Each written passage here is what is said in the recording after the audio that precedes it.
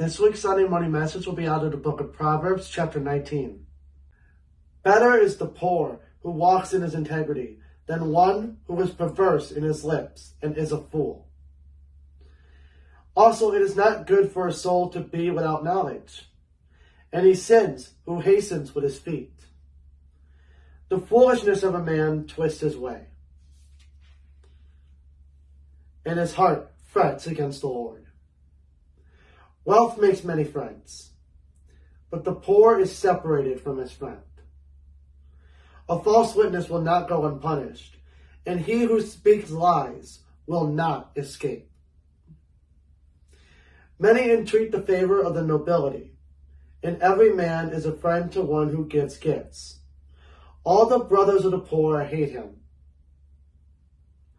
How much more do his friends go far from him? He may pursue them with words, yet they abandon him. The first passage of chapter 19 makes multiple references to personal integrity and wealth. It is far better to be moral and to have a reputation for honesty than to have temporary wealth and to be seen as a liar.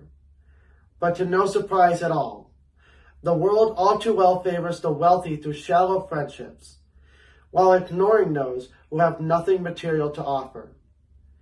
Solomon also marks one of the hallmarks of foolishness, reacting according to one's desires rather than the truth.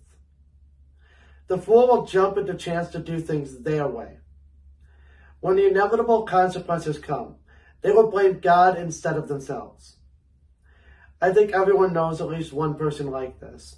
Someone who will do wrong, and when they get their comeuppance, they will blame God and everyone and everything except for themselves. It's a harder route to take, but ultimately, it is better to be honest and to have morals than to go with the status-obsessed world. He who gets wisdom loves his own soul. He who keeps understanding will find good.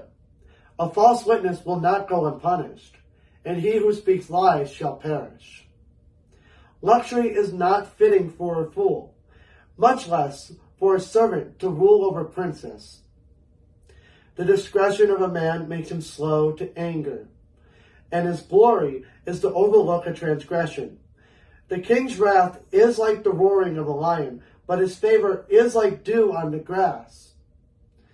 A foolish son is the ruin of his father, and the contentions of a wife are a continual dripping. Houses and riches are an inheritance from fathers, but a prudent wife is from the Lord.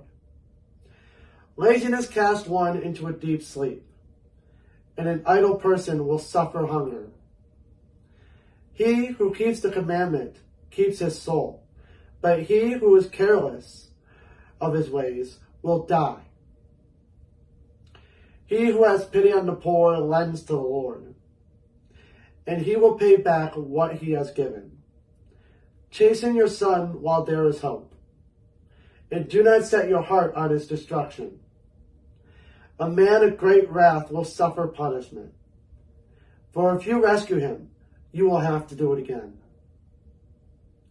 Listen to counsel and receive instruction, that you may be wise in your latter days. There are many plans in a man's heart, nevertheless the Lord's counsel, that will stand. Verses 8 through 21 cover a wide range of ideas. They include typical comments about the value of wisdom, the consequences of ignoring it, and the importance of common sense and practicality, and the fallible nature of human planning. Self-control should be sought. It is important to instill this in one's child. Even as an adult, it's crucial to take good advice when it's given, rather than refusing to learn from one's mistakes.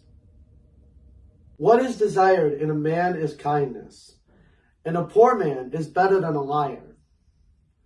The fear of the Lord leads to life, and he who has it will abide in satisfaction. He will not be visited with evil. A lazy man buries his hand in the bowl. It will not so much as bring it to his mouth again. Strike a scoffer, and the simple will become wary.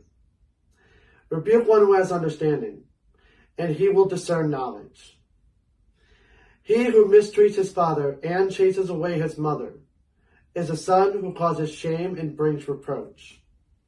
Cease listening to instruction, my son, and you will stray from the words of knowledge. A disreputable witness scorns justice, and the mouth of the wicked devours iniquity.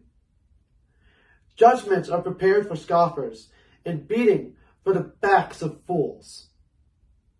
This chapter ends with comments which focus on respect for God's will and the disastrous results of ignoring it. Following the Lord's leading is not a magical formula that guarantees success. And yet, it is by far the most sensible way to pursue life. Even the inexperienced person should be able to see what happens when you try to defy God. They should learn the appropriate lesson from those observations.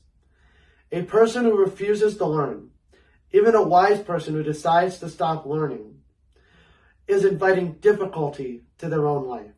Thank you for watching. Next week we'll be continuing the book of Proverbs with chapter 20. God bless.